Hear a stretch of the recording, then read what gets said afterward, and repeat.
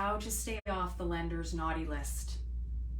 I was just talking to a grizzled veteran of the real estate industry, a broker, the other day, and he was kind of rubbing his head and stressed out because he had a home buyer have their funding canceled right before closing.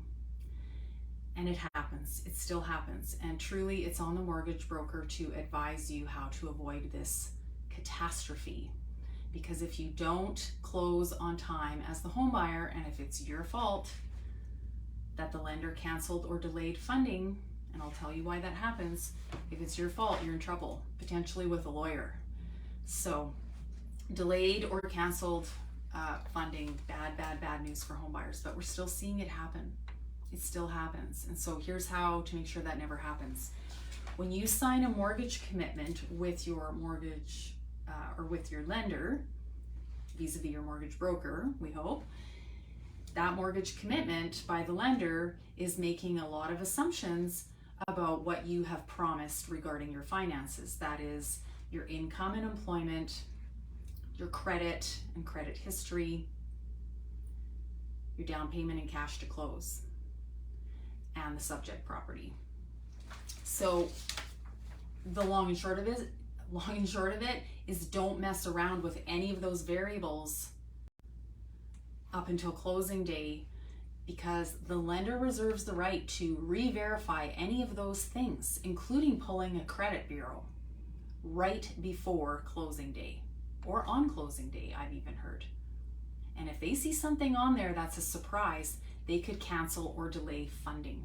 And then you, the home buyer, are in trouble. So here's a few things to watch out for. And some of you might be shocked, but this stuff happens all the time. Don't go on a shopping spree after you've gone under contract to buy a house. Don't go to the furniture store and rack up a line of credit. Buy today, buy now, pay later. Don't do that, because that's credit.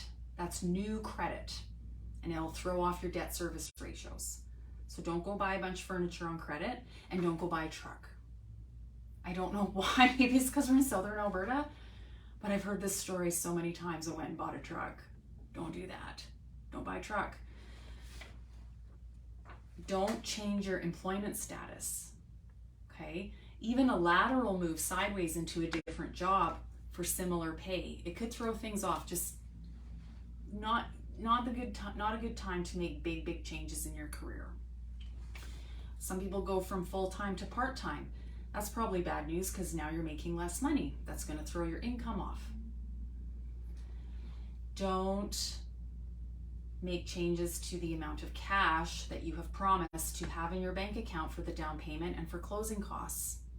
That cash needs to be there. You've promised it's going to be there. Don't make large withdrawals. Conversely, don't make large deposits. Could raise a red flag at the bank. Where'd that money come from? What's going on? Okay. Don't apply for a new credit card, and don't co-sign for your kids to go buy a car. That's new credit. It's going to throw your debt servicing ratios off. Don't co-sign a student loan, or a line of credit, I should say, with your kids going to school. You know, like, people don't really think of these things. I've seen financing fall apart because somebody uncovered an old line of credit that was co-signed with a past spouse that nobody thought about. So now what to do, here's a to do, not a not to do, is if something changes on the real estate purchase itself. And this happens quite a lot in real estate. So for example, you have a conditionally accepted offer on a home.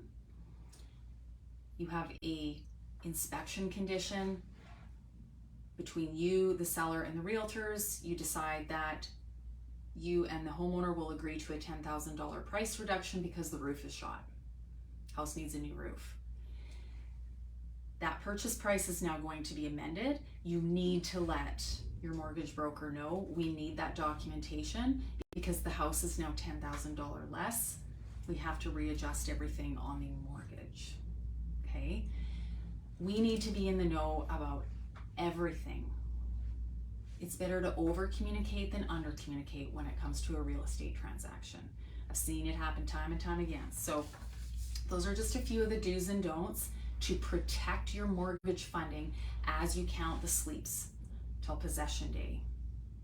If you have any questions at all, you can call or text 403-3827-335 or look me up at karriflatla.com.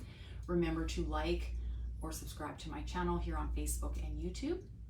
Enjoy the weekend, enjoy Calgary Stampede if you happen to be there, and we will see you for next Friday Fire. Take care.